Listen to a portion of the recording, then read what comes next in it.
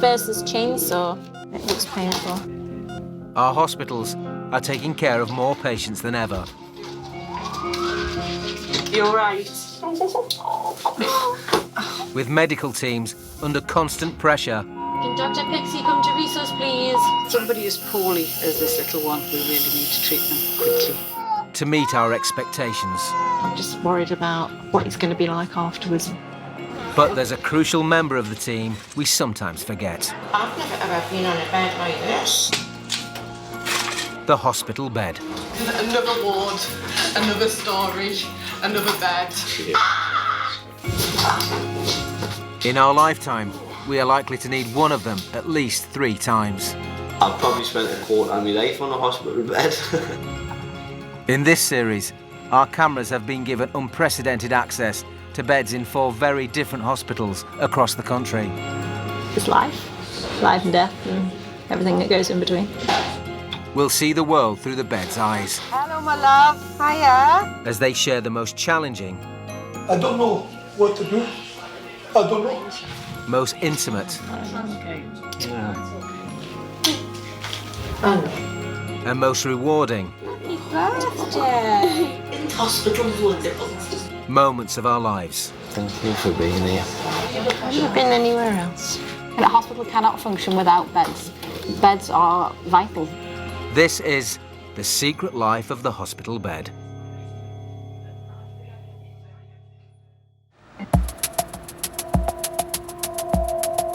Birmingham, with a population of over 1 million. The city's biggest hospital is the Queen Elizabeth, which opened just 6 years ago. One of its new state-of-the-art units is day surgery. More than 25,000 patients pass through its beds each year. Bed 32, it's one of more than 80 beds in day surgery. Have you had any falls recently, fallen down? No. 67-year-old farmer Stephen is here with his wife Patricia. He needs a heart investigation ahead of much-needed surgery on his leg. Stephen currently relies on crutches to get around and hopes an operation will help him walk again. The end of May, beginning of June. You were okay. Yeah, at that time I could get on and off the tractors, no problem at all. And within 3 months, I can't get on the tractors, just can't carry things. If I want to get myself a cup of tea, I can't. If I want to take my stuff upstairs, I can't. I just can't do it. Stephen's been waiting for his leg operation for 2 months, but he has symptoms of angina. Have you had any heart attacks in the past? No. The surgery can only go ahead if his heart is strong enough to withstand it. You get breathless when you're lying down, short of breath. Sometimes, yeah. Dr. Okway is looking after Stephen while he's on the ward. So we'll initially be giving you some medication to make you sleepy. Happy days. Yes. You'll be aware. I've already got the morphine on board, so I'm well aware. That's great. That's good. So we'll be passing a long, flexible tube through the radial artery, and then taking pictures of the artery or the vessel supplying your heart muscle. Okay. What it does is it tells us whether any of the vessels or arteries around your heart is blocked.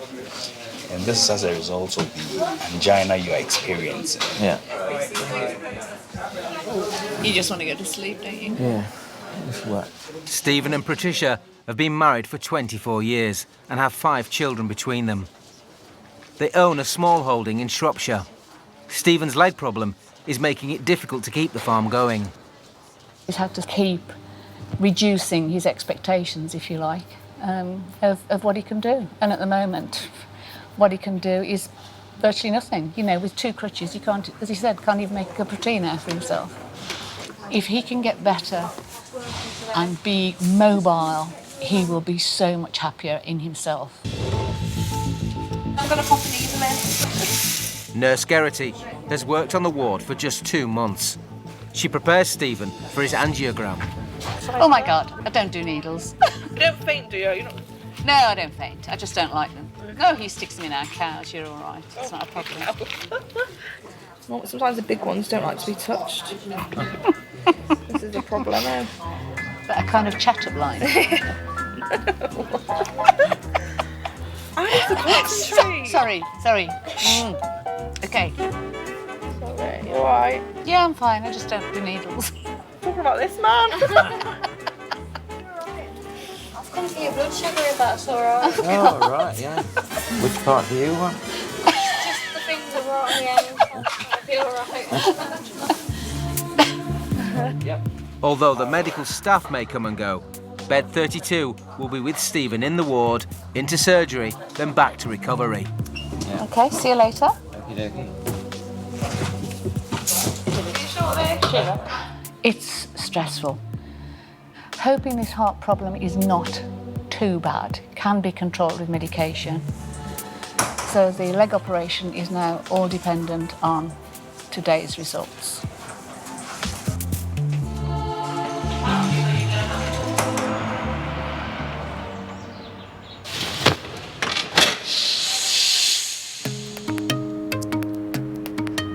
Newcastle, the busiest city in the northeast of England. The Great North Children's Hospital is one of the biggest paediatric units in the UK, with its own A&E. Hi, it's Clem, Peds Coordinator. Oh, hello. The person in charge of the ward today is Sister Jackson. Yeah, Laura, I need to find a bed on long stay for that patient. Okay, thanks, love. Bye. Beds within A&E, I have got 6 cubicles, 3 monitored beds, and 2 resus beds, but we have a lot more patients than that. I think it averages about 100 and 110 patients a day. Our busiest time tends to be kind of after 4 o'clock when everyone's finished school and everyone piles in. Hello, it's A&E. Bed 27 is standing by for its next young patient. Have a seat. Do you sit on the bed, sweetheart? It's early afternoon, and 12-year-old Daniel has arrived just ahead of today's after-school rush. He's been brought in by his mum Hilary, who works at the hospital as a healthcare assistant. So, what you here to do? What's been happening? Me and my friends were playing football on a mugger, and then I fell over, and one of my friends either jumped or fell on top of me, as I could feel a sudden crack in my wrist. Right. I'll let the doctor know you're here, okay? For now, it's just Daniel, his mum, and bed 27. On the bright side, this bed's comfy. I have to chill out then. I'm going to be alright, Mum. Of course you will. He does try hard at school. Daniel would like to go to university when he's older, so he has been told he has to work hard to get there. I use my right hand for writing, and this could affect me work an awful lot at school. Then I might not get as high levels that I want. It's actually dead comfortable. Even though Daniel's mum works at the hospital, she still never got to grips with the beds. I can't work the beds. I've never managed to work them. I'm not very good at pushing beds either, or putting them up or down. So if you do get a bed, don't let me near the controls. All right. You'll end up with more than a broken wrist, wouldn't you? Hopefully it's not broken. Just going to text him. Hello, is it Daniel? Yes, it is. And who's this that you brought? Nurse practitioners work alongside doctors here, examining patients. Senior nurse practitioner Rain will assess Daniel's arm. What I'm going to do, I'm just going to have a little look around, okay, and a little feel around, and you just, when I ask you questions, if you can just give me a little answer. Now, have you got any pain up in your elbow? No. What about up this upper arm? No. Now, just along your forearm, just tell me when if that starts to hurt. There. Yeah, okay. So what we'll do, we'll pop your sling back on, and then we'll get you round to X-ray and get some pictures taken. You all right? Oh, pop it. Oh, come on. Oh. It's all right. Are you sure? Does it just hurt with it being fiddled with? Yeah. I'll just really sore. There. That'll sort out medicine and then X-ray. Lovely, thank you. The first time in hospital can be tough for anyone, especially a child. If I have to have an operation, will it knock me out? Don't need to worry about that yet, it might not need an operation. Right? In bed 27, all Daniel can do is wait.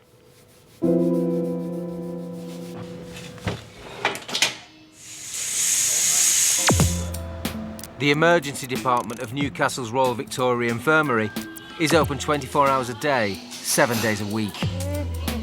Senior Sister Amos is in charge of coordinating the unit today. She's worked in A&E for the past 20 years. When you get up in the morning and you're coming into it, you've got no idea what your day's going to hold. Just be careful, Clint, because just let him do what he wants to do. Yeah. Just get security, don't. Is he lying on the floor? Just get security to come down. It's her job to find beds for patients and move them on. You're in charge of the patient flow, constantly moving patients from bed to bed and onto different areas, depending on what they need. Sometimes from beds to wards, and sometimes from bed to home, which is always good. Thank you. You're very welcome. And there was quite a lot of stuff on the television about people being on trolleys for 12 hours, people being on corridors. And the way that to kind of address that was to adopt what they call the 4-hour breach. So any patient that's been in the department for any more than 4 hours, where you have to give a reason for. That guy's been discharged now, he's got an outpatient appointment with us. Champion. It's just after lunchtime. The first person to face the 4-hour target in bed 9 is former model agent Liz, who fears she's broken her ribs. Liz, who's 78, fell over while vacuuming and has been awake all night with the pain. Let me put my legs up because it's hurting now.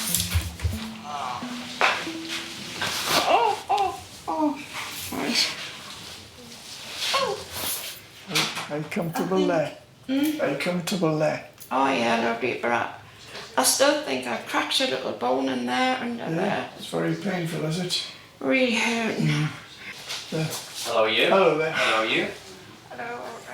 Liz has seen consultant Mr. Connolly previously here at A&E.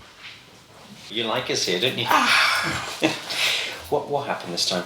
Ran into the music room, Okay. tripped over the vacuum, smashed into his desk right on the corner, stuck in there.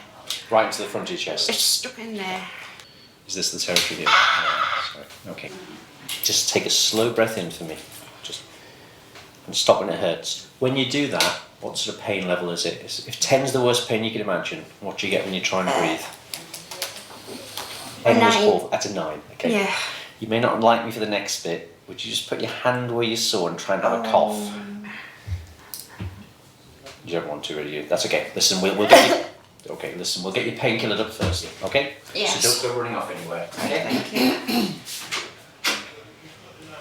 What we really need to do is get on top of the pain first. Having done that, we'll go back and have another little look. And there's no signs that she's bleeding heavily, so we'll scan her chest, but then we'll move forward and get some x-rays as well and just see what damage she's done. Liz and husband Max, who's a retired musician, have been together for 50 years, although they almost didn't get together at all. I stood him up the first time. You think you've cracked your breastbone? I think I have. Liz is a woman who's used to being taken care of. I'm spoilt. Get me good cars and I get me diamonds. As you can see. Do you say you were going on any holidays or? Yes. Where are you heading to? We're going to Barbados. Very nice. Liz gets a dose of morphine and Mr. Connolly starts to investigate with an ultrasound scan. Fancy toys out first. So the first thing, I'm just going to quick look at your lung and see what's going on there. So this just gives us a very quick view of what's going on. Can you see that's a lung there. See the little white things coming out, so that's moving nicely. So you haven't popped your lung. And of most importance then, I want to have a little look at your heart.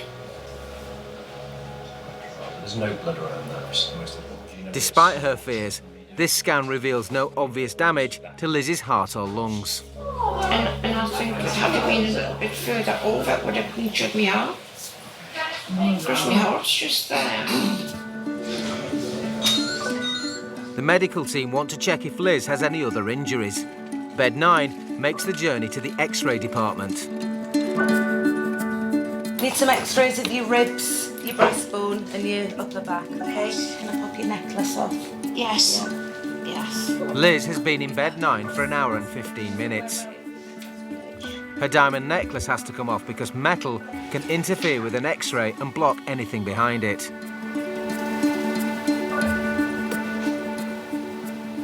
When you look at the X-rays, there isn't anything dramatic, but I don't think the plain X-rays are telling the full story. We're going to get some better imaging, as in CT scan, to better elucidate exactly what the injuries are. Okay.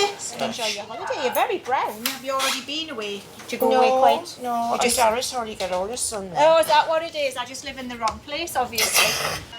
Liz has 2.5 hours left on bed 9 if staff are to meet the 4-hour NHS target.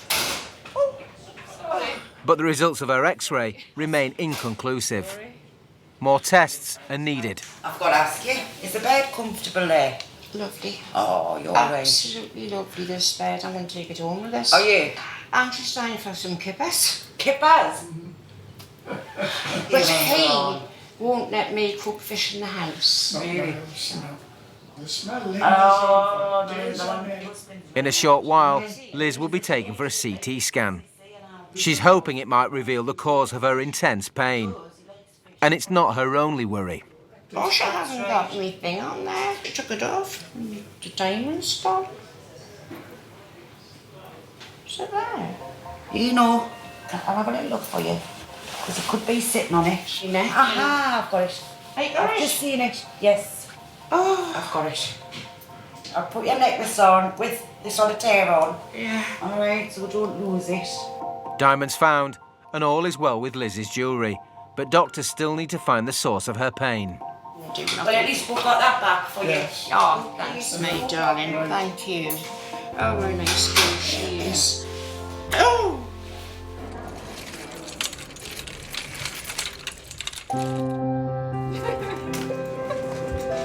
Hello, PZD, Becky speaking. In Newcastle's Great North Children's Hospital, bed 27 has been with 12-year-old Daniel for over an hour. He came into paediatric A&E with his mum Hilary after falling over in the school playground. He needs an X-ray to find out if his arm is broken. This is one of the biggest children's hospitals in the country, and these beds are the most comfortable way to get around.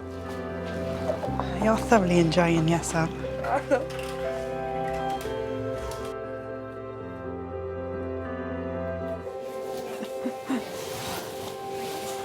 I'm really worried about the X-ray thing. Don't worry about it. Probably squeezed if they try to hit my hand up low. But they're not going to deliberately make it so, sweetheart. All right? You're big and brave and you'll be fine. I'll take you in now.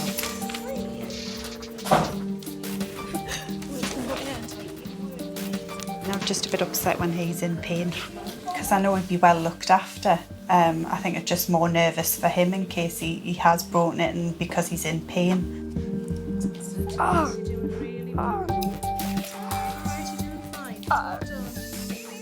When you're a mum, and I think, you know, you wish it was you rather than them. Mum has to wait outside, but Daniel and bed 27 are together throughout the X-ray. Darling, well done. All right. Did it hurt? It hurt like hell. It hurt like hell. Oh, come here.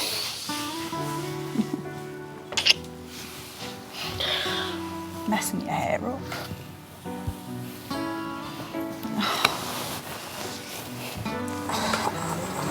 I straightened my wrist up and it really hurt. Did it? Oh. I felt I had to turn around it. Oh. We got a tissue.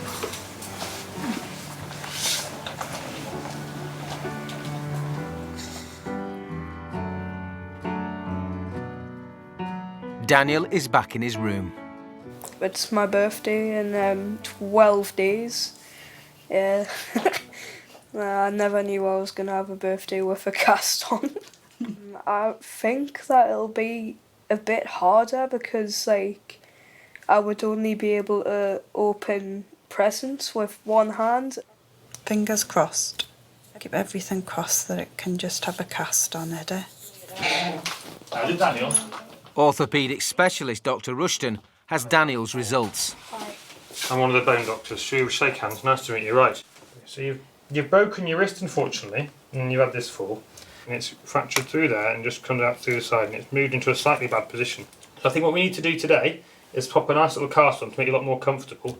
And I think tomorrow we'll need to get you off to sleep and move the bone into a better position and put a cast on.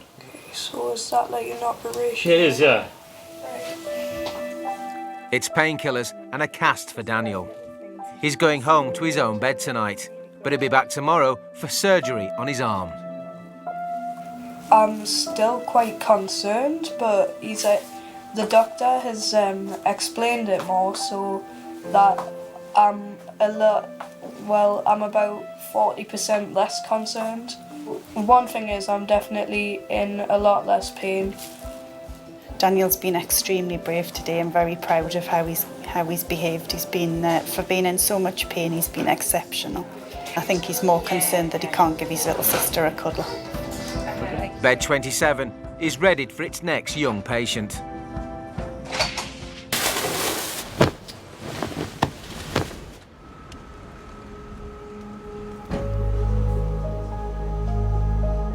The A&E Department of Newcastle's Royal Victoria Infirmary. Bed 9 has been with 78-year-old Liz for nearly 3 hours. Liz hurt herself while cleaning at home. X-rays have proved inconclusive. Her hope now is that a CT scan will reveal more. It doesn't. It's especially busy in A&E today. There's no room left on the unit, so Liz and Bed 9 are moved to the corridor. Do you want a burger? And chips. Chips? But make sure they don't put any sauces on. No cheese at all. Right, I'll see you Don't later. be long, mind. I'm starving. Right. See you later. Mr. Connolly is back to update Liz on her next course of treatment. Forget about whether there's a crack or whether there's a subtle crack. You're in a lot of pain. You seem to be a bit better. But you agree with me that we get you in at least overnight, even a day or two, until we're happy the pain's well away. Okay, Thank you ever so much. No problem at all. You take care. Thank you. I think the risk is if we leave her alone for more than a few days, I think she'll end up getting a chest infection because she won't be able to breathe or cough effectively. So until we're happy that she's breathing and coughing effectively, we will admit her for analgesic reasons. Right, you are. After a wait in the corridor, Liz is finally on her way to an overnight ward. Right, Sue. How are you doing? Oh, thanks. It's Elizabeth, yeah? Yes. Hi, Elizabeth. Oh, you can yeah, carry on. Just press the button and I'll pull. You're the bed was better. It's been so busy in A&E, Bed 9 is 45 minutes over the NHS target time. It's now needed for another patient.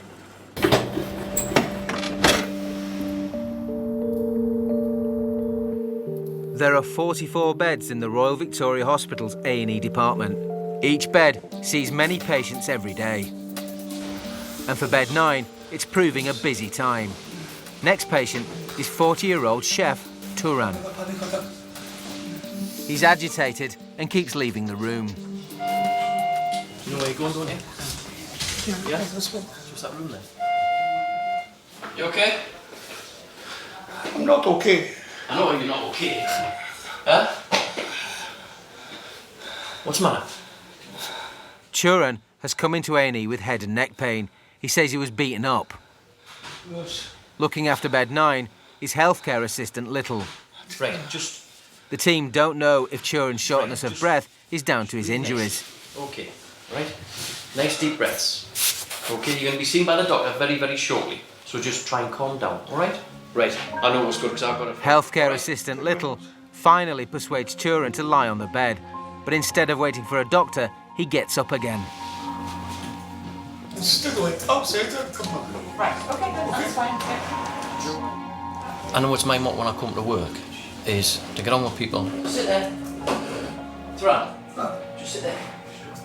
Because obviously it's a traumatic incident that he suffered, so he could clearly see that something has happened. He's shaking, visibly shaking. Obviously I may not be a medical person, but I can talk to people and hopefully calm them down. You want another drink of water? Right. Which in itself, if they're calm, they'll respond better to what the doctor says and any medication that they're given. Whilst healthcare assistant Little is called to another patient, Turan tries to leave again, but the doctor stops him in his tracks. Right, what we need to do, because you got hurt quite a lot, we need to fix your neck, and we need to put these blocks either side of your head. Yeah, so I'm just going to lie you back. Pop this underneath. Yes, you can. You can, darling. Don't Try and relax. No. Keep your neck still. Yeah, okay. If you've injured your neck, you'll injure it even more. The neck brace has made Turan more agitated. No. I'll get Peter. Dr. Lang Ping Nam has drafted in colleague Dr. Land to help. Hello there, you right? How you doing? You're not a big fan of the collar? Should we take the, I think this is probably going to cause more problems than it solves. Thank you very much. They can sometimes make you feel a bit claustrophobic. Sometimes we need to keep people's heads completely still in case they've broken their neck. But you're moving around. I don't think you will have done because you're moving around nicely, but we'll get some x-rays just to make sure. It's becoming clear that there's more to Turan's condition than just his obvious injuries. Calm down. Calm down. Sir, I don't know what to do. I don't know. What to do about what? I'm going about to drink. Right. For sure. Right. So, you think you've got a drink problem then? I got a drink problem. Right. Turan has been on and off bed 9 in A&E for an hour and a half. How long do you think it takes? Well, half an hour, 20 minutes, 5 minutes. It depends how busy the radiography department is. Just hang on here for now. I just need to take pressure again. Right. Doctors still need to find out the extent of Turan's injuries. But staff are concerned he's so worked up, he'll leave before having crucial tests.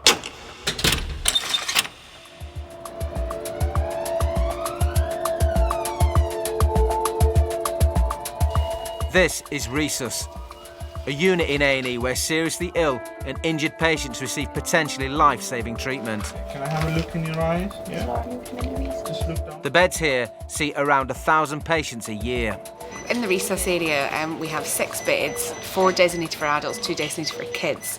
It's obviously really important that we always have a few of them that are empty all the time because you never know quite what's going to come through that door. So the turnover and the turnaround for them can be quite quick. This is Hesus bed 2, prepped and ready for its next critical patient. Another emergency. An unidentified and unconscious woman has been rushed in by ambulance. She's been drinking. Staff nurse Griffiths is trying to bring her round.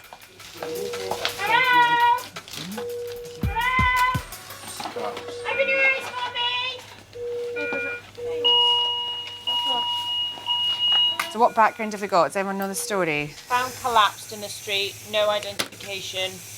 That's about the story we've got. Okay.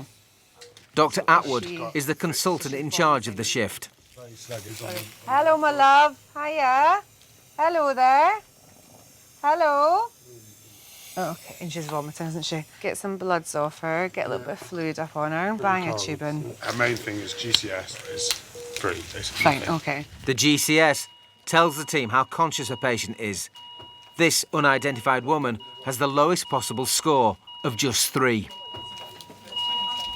The main concern with this lady is that she's known to have alcohol excess and that she might have a head injury, which is what's caused her coma scale to be quite markedly reduced just now, so she's not responding really to anything apart from a bit of pain. The unidentified woman may have a bleed on the brain. Dr. Atwood calls in anaesthetist Dr. Cummings. Oh, is she? Okay. Hello. Hello. You open your eyes. Open your eyes for me. An anaesthetic is given to help stabilise the patient. The paramedic who brought the woman in returns. The team are hoping he'll be able to provide more information about her injuries. Hello. Hi, yeah. So tell me what you found when you were with her. This lady was... Where was she? Staggering along. Yeah, give us 2 seconds. Just give us 2 minutes, just for you hover. So just hang fire and then I can get a bit of a history off you if that's okay. Yeah, not a problem. Let's get the tube in. Okay, so tell me what happened. So this lady was seen staggering along the street. Do you know who she is? Any details? We don't know anything about this lady at all. Some workmen found her about an hour later, slumped in someone's front garden. She had 3 full bottles and a 3/4 one that she's drank. Of what? Of Pinot Grigio. All right, okay, so wine. So good quality wine. Grigio. Grigio. Yeah, it's Grigio. Any obvious signs of any injuries anywhere no at all? Injuries at all. She was quite hypothermic when I got there. She was 34.4. I got her cannulated. Okay, no, that's great. Thank you for that. Cheers. BP's cooking up there at 57 on the screen. If the unidentified woman has a bleed on the brain, her condition could quickly deteriorate. Dr. Atwood calls for a CT scan. Hi, it's Laura in A&E. Hiya. We've just had a sort of trauma lady come in who we're just going to do a CT head and neck on, if that's okay. I don't have a name, she'll be female unknown. Are you free for us to come round to check she's not got a bleed in her head? Can we put her up the list a little bit further? Dr. Atwood manages to push her patient up the queue, but there's still a wait. Right, okay, no problem. Cheers, bye. For 20 minutes, he said. The results of a CT scan could provide some of the answers they're looking for, especially as they have no other information about their patient. We don't probably get a lot of unknown patients. It's usually fairly easy to solve if they have a wallet or they have some belongings that we can find them, and if not, we have to get the police involved to then do some checks. It's pretty rough, isn't it? You get used to it. It's really sad. And it's not that we don't care, it's just that we have a job to do. We've immobilised her neck just in case she's fallen over and hit her head. Temperature of 34.9, otherwise reasonably stable. It's 58 minutes since Rhesus Bed 9 received its latest patient. Now they'll both make the short journey to the CT scan.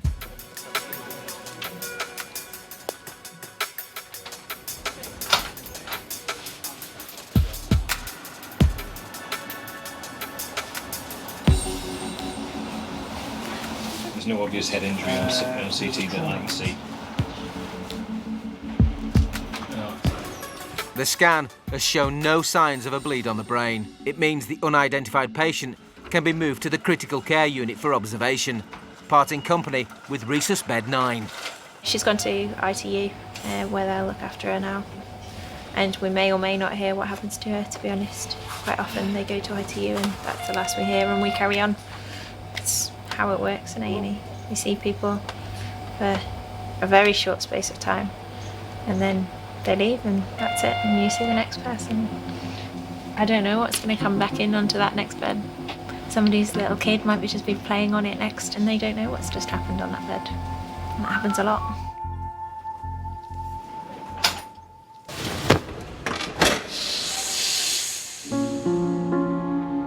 The Queen Elizabeth Hospital in Birmingham.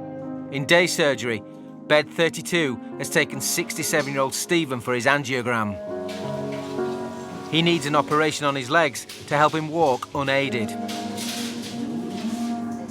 The angiogram will determine if his heart is strong enough to cope with the surgery. Around 1,000 angiograms a year are carried out here. Consultant cardiologist Professor Townend is doing Stephen's. We're just going to do an angiogram, so we're going to put a little bit of local anaesthetic and a tube in his right wrist. And then through that tube, once it's in place, we'll pass the other tube. It goes up the arm to the heart, and we'll take the pictures. Steve, that medication's just going in now. That'll help relax you, okay?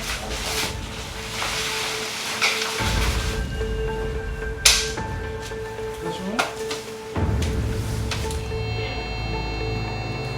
Just take a big breath in for me, so and hold it. Stephen's wife, Patricia, is waiting in another part of the hospital. If he can get better and be mobile, he will be so much happier in himself. He can't cope at the moment with no mobility. That's a struggle. Yeah, everything crossed. Absolutely everything crossed. Bed 32 and Stephen are back.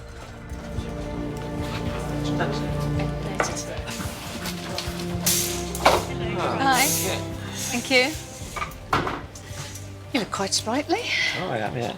Nice little pound-up, didn't you? Yeah, I did, yeah. I know, like a life. Did you? Yeah. He was tired. He was up early this morning. Hello. Hello. How are you doing? Fine, thank you. How's that wrist?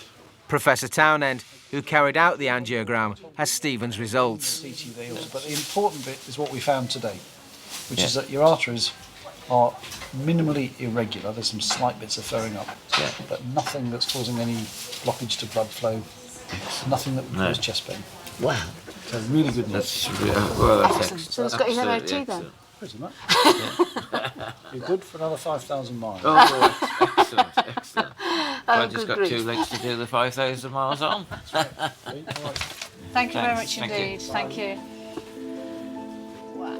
It's the news they've been hoping for. Stephen's leg operation can go ahead. Yeah. Oh. I need to get upset about it. I don't get upset. I know you don't. What are you about it?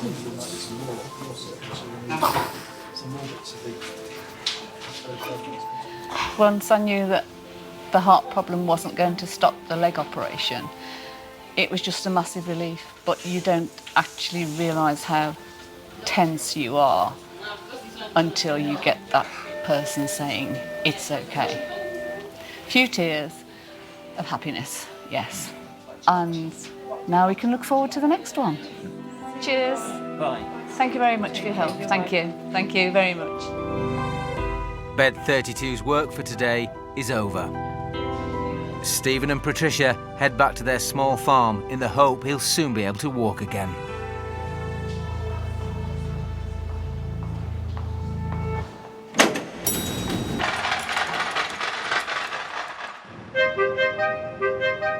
Back in Newcastle's Royal Victoria Infirmary, it's a rare sight in A&E. Bed 9 is empty. Its patient, Turan, keeps wandering around, but this time he's off to XRay. He came to A&E with head and neck pains. He's been desperate to leave, but has been persuaded to stay for crucial tests. What I need you to do is just stand up. I need you to come over to this board here and just press your chest up against it, okay? Right, take a big breath in now. Turan was assaulted 2 days ago. He's been breathless and extremely anxious since he arrived in A&E. The tests will help doctors determine if he has any serious internal injuries. And that's great, that's us all done now, okay? Next is a CT scan to check for head and neck injuries. Have you ever had a CT scan before? So this big bit here will tilt. Stay very still, okay? Is there any movement, Helen? Is it? Yeah. You need to keep really still there, okay? If Turan moves too much, the scan won't work. Just keep... No, we're going to have to just strap him down. He's moving side to side.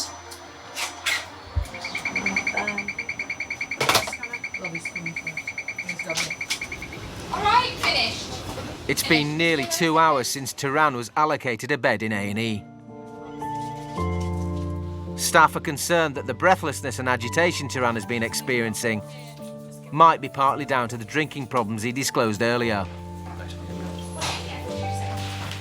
When you spoke to us before, you stated that you're having a bit of problem with your drinking now, aren't you? Drink? Mm-hmm. Yeah.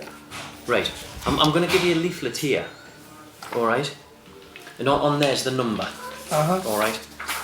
These people here, all right, that number there, and they will direct you to the right place. Okay, so... All right? But... So I'm ready to go now? No, not yet. You're still going to see the doctor. All I'm saying is that is for when you leave. Okay. But you've got to want to help yourself. And the first stage of wanting to help yourself is to ring these people up. All right? And they will look after you. Okay? Okay. Just sort ring them up. A lot of our patients are alcohol related, injuries, illnesses, And I think some people's tolerance to alcohol is different to others. You know, I think some people can go out and have a drink once a week and that's fine, and that's all they have. Or some people drink every night but they're not alcoholic. And then some people become alcoholics for whatever reason, and it is really sad. And I think we're quite good at not judging them, because there's normally a reason behind the reason that they are alcoholic, or they've just been unlucky, and that's not for us to judge. We're just here to look after them when they are sick. Turan is still waiting for the results of his X-rays. He's desperate to go home. I'm going to ask my results. If I want to discharge myself, what do I need to do? I want to go home. If he doesn't stay, all the tests will be of no use. Have a seat. So we've done the scan of your face and your head. I'm waiting for the consultant radiologist to report it. That would be another 40 minutes at least. Can I wait another 40 minutes? Well, that's as long, you'll have to sign yourself out if that's what you wish. Yeah. But you won't get the results back either. And do you understand, if you sign yourself out, then you endorse full responsibility of what was to happen? Yeah. And that includes collapsing, passing out, and any brain injury. Yeah, I know. And even death. Yeah. Despite the doctor's efforts, Turan decides to leave. You'd rather not. Fine. I'll get you a bit of paper then. I got a panic attack. I cannot wait. I just want to walk a little bit. He discharges himself from A&E. Okay. I mean, he's walked out. He could well come back in tomorrow with severe headaches. So therefore, we'll start the whole procedure again. He'll have to go through scan and everything else. A fresh doctor, like notes from, if you come back tomorrow, notes from today. Another doctor's taken up with the same patient that could have been sorted out by 4 o'clock today. And then there's not a doctor tied up tomorrow with him again. What are you doing? I'm on the way. Why? You can shake it. For the sake of half an hour. I cannot stay, man. Honestly. For the sake of half an hour. Thank you very much for your Take care, all right? Okay, thank you you should very stay. much. You should stay. I know. I should. All right? I'll do. It's time for bed 9 to move on and get ready for its next patient.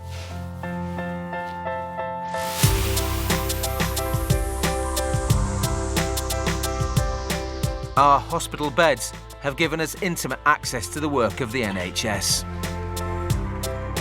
Liz stayed 3 nights on the hospital ward and hasn't been back since. She's just been on a Caribbean cruise with her husband Max. Stephen is still waiting for a date for his leg operation, but is hopeful that he'll be back on his feet soon. And after wearing a cast on his arm for over a month, Daniel's looking forward to playing sport again very soon. The beds are now back on their wards, ready and waiting for the next round of patients.